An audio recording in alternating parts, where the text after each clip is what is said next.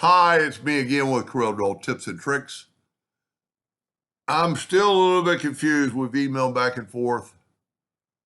And I think the gentleman's trying to make this, but he's trying to do it with this triangle that he sent me. And I don't know how he created this triangle because it's got a lot of nodes, but it's at a 46.10 degree angle. And it's just not going to rotate like he is wanting, because he wants to take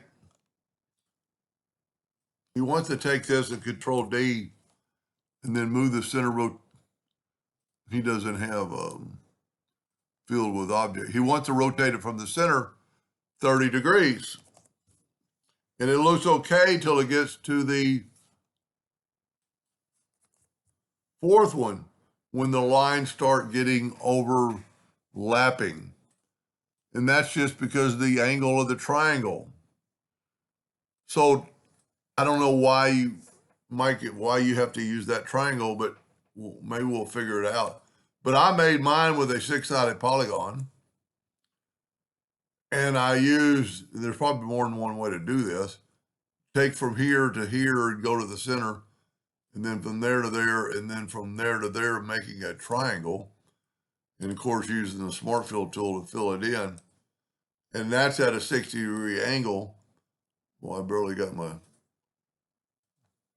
And then if he wants to rotate it, Control D, move the center rotation to the midpoint, and now rotate it 30 degrees. Control D, Control D, Control. See, they all match. Now, and I started looking at this shape. Look at this shape. Identical, kind of, if we would cut the center parts out. And this is just for maybe him or somebody in the future.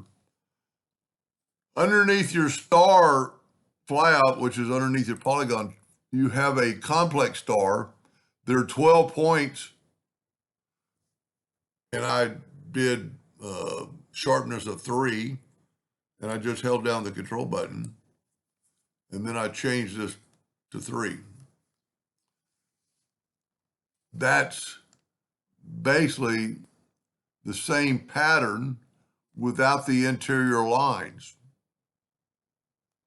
Anyway, so for the one I'm doing this for, tell me why you want that triangle you sent me and whether this is going to work. Hope that helped. Thank you for watching.